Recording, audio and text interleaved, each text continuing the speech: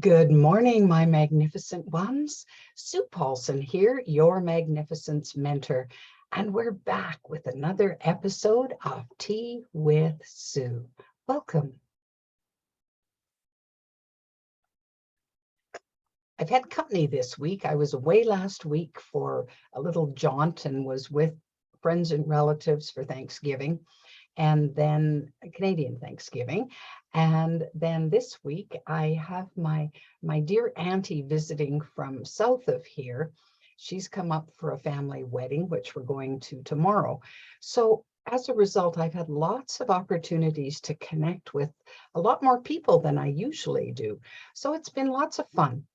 The other thing I noticed is as we've come out of this time of isolation where we were in varying forms of lockdown and isolation, and the world was doing what the world was doing, I noticed that the conversation out and about is maybe not as positive as it could be. So I heard people saying things like, oh, the world is in such a mess, and everything's wrong, or nothing's working, and on and on and on. And it is true that we have a number of systems breaking down that have been faltering for a long time, and now we're starting to see economically, in the medical field, in just about every industry, where things are just not as usual. So there's some upsets, and there's some things that are going on. And of course, because of I think the big challenge that it was for the whole pandemic and the results of that and so on, people's mental and emotional state is not that good either. So it seems as if there's more violence out there, as if there's more bad things happening, and on and on and on. So it's pretty easy for all of us to play the ain't it awful game. So today I wanted to talk about handling tough times, because tough times that we label as tough times don't go away, but they do subside and move through our lives over time. And then, we might have a period of really good times, and then something else happens that we feel is really tough for us.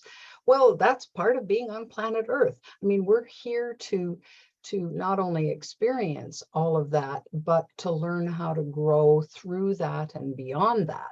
So we asked for it, so we got it. So before we came here, we said, okay, I want it to be filled with thrills and chills and spills, and guess what? It is. And so, and of course, it's easy for each of us, and I'm as guilty as anybody else, to label what's going on out there as having really nothing to do with me, when in fact it actually has quite a lot to do with us personally, because we're all vibrating at a certain rate. And certainly when I'm vibrating and sending out energy from the field of worry and anger and frustration and all of those negative feelings that can swamp my boat from time to time, then that's what's going out into the world. And if other people are doing the same, well, then the collective consciousness lowers and lowers and lowers and lowers, to the point where it's not healthy. It's just not healthy. So the big challenge that I think all of us have is to reverse that and change our focus, change our minds about what we're seeing, what we're hearing, what we're noticing, all those kinds of things. Because my experience has shown me that nothing is all good or all bad. A dear friend used to say, well, life is a sweet sour. Well, you take any particular scenario, and there's good things about it, and there's things you maybe don't like, but it's all rolled into one. And so it's to be able to step back and pick it apart a little bit and say, is it really as bad as we're saying? Because one person I was chatting to said, yeah, the world seems to be in a real mess right now, but there's some really good people out there. I thought, okay, well, let's shift our focus and focus on that. Like, what good things have happened to you lately? So I was reflecting many years ago when our son was first born. We were going through a real tough time. We had been working in an oil patch community, and the prices of oil had dropped dramatically, and we lost business, and oh my goodness, it was hard. So there we were, earning about, I don't know, 800-900 a month, and our rent was 500. Well, there wasn't a whole lot left over for much of anything. So we're looking at one another like, now what do we do? Well, in addition to doing what we could to cut our expenses and monitor our spending and find other ways to earn more income, we started making a list of all the things that we could do for free. What is it that we like to do that doesn't cost anything? And it was so interesting in making this list. Well, we started with the free stuff. Okay, what's free out there? What can we do for free?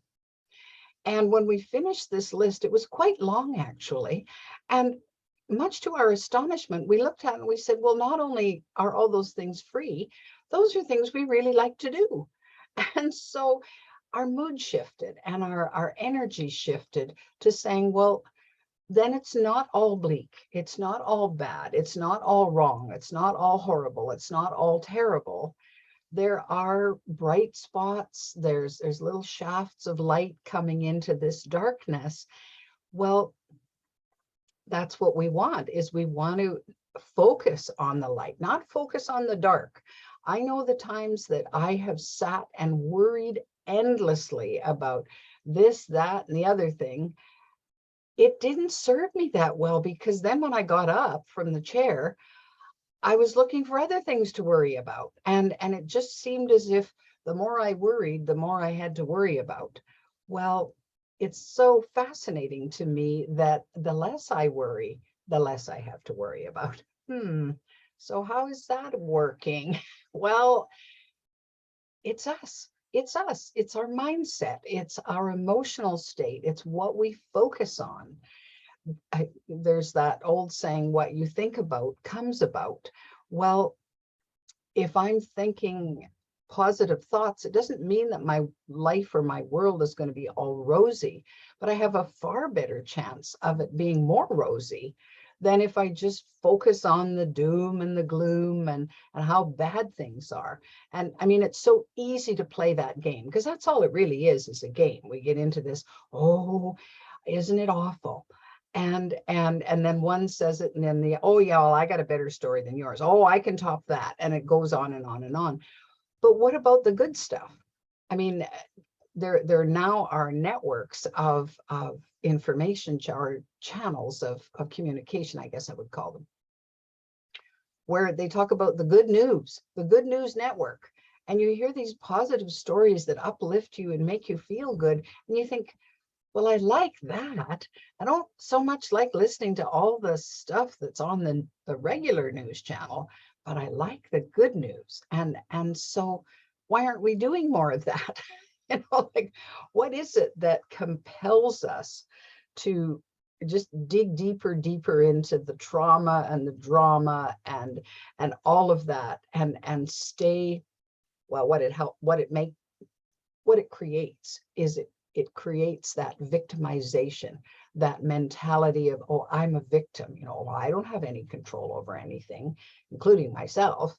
Well, if you really believe that, if you really buy into that, then I'm guessing that that's probably true for you. I don't want to live there. I lived there lots and lots of years. It hurt. It was painful. I got cancer as a result of a lot of that crap that was seeded in my body, and I wouldn't let go of it. And okay, in all fairness, maybe I didn't know how to let go of it for a long time. But when I did let go of it, whew, what a difference. And so now when I live my life each day, it's way easier to appreciate what's going on around me, to appreciate who's around me, to revel in the sunshine, to revel in the smile of a stranger, to the courtesy of a driver who lets me in when I'm in the wrong lane and I have no room to get anywhere else. And all of those things, I find myself appreciating to a huge extent, and more and more and more, to the point where I get quite emotional about it. And it brings tears to my eyes how much joy there is in my life. Well, I feel very blessed. Well, how did that happen? Because it wasn't always like that. Well, it happened because I made a mind shift, because I decided to focus on what was good rather than what wasn't good. And as I said before, it's not as if nothing bad will ever happen to you if you're positive beyond belief. It's just that you build more resilience in being able to deal with whatever's coming along that's not working for you, so, or that isn't helpful, or whatever. And so it's like a muscle that we exercise.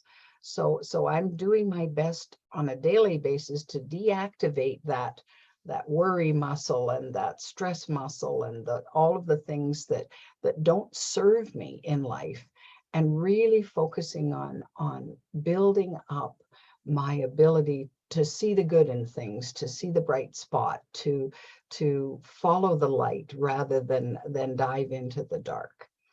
You know you're magnificent enough to do this. And collectively, if you do it and your family members do it and your neighbors start doing it and their family and friends and neighbors start doing it, don't you think we're going to create a better world?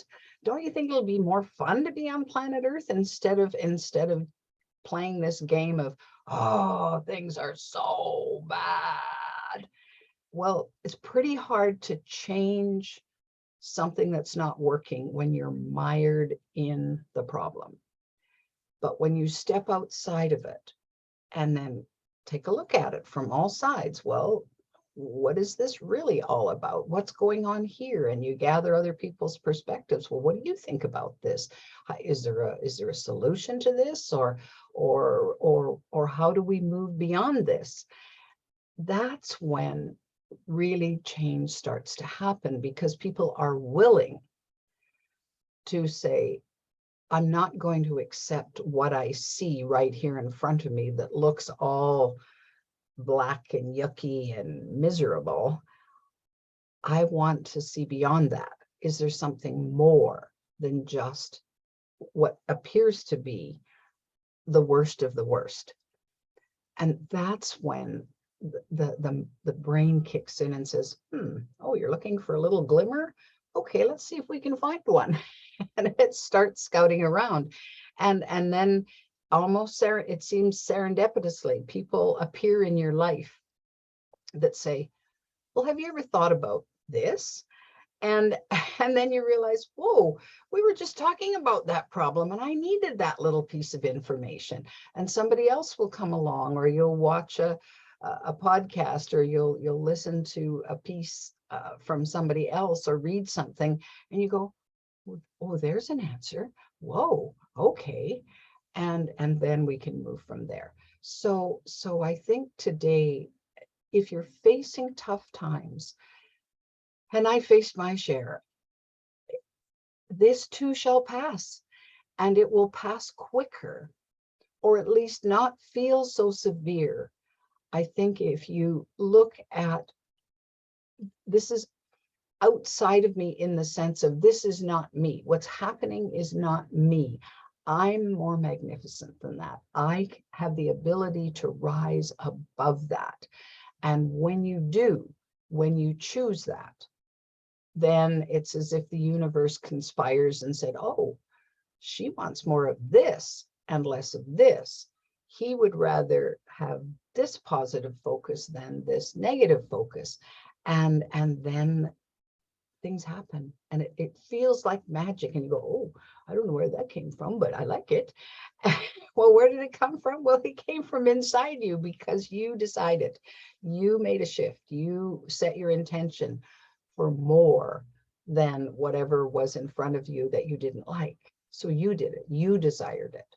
And then there was a shift. So try that on this week and see how that works, and pay more attention to the good stories than the ones that are not what you want to hear. All right, just focus on that this week and see where it gets you. Feel free to comment if you've had an experience like I'm suggesting. I'd love to hear about it, or if you have a little breakthrough on that this week, I'd love to hear about that as well. In the meantime, my magnificent friends, if you are enjoying Tea with Sue, you are welcome to subscribe to my channel, and you can hit the little notified bell so that each week when another video comes out, you're right on top of all of them. There are more videos on my YouTube channel, and if you'd like everything that I have and want to know more about the work I'm doing and being more magnificent, you can always download my free app, The Magnificence Mentor. You can, if you become a free member on the app, once you've downloaded it, then it opens up more content just for members. So that's a little bonus when you become a member. I encourage that. And then you can have tea with Sue whenever and wherever.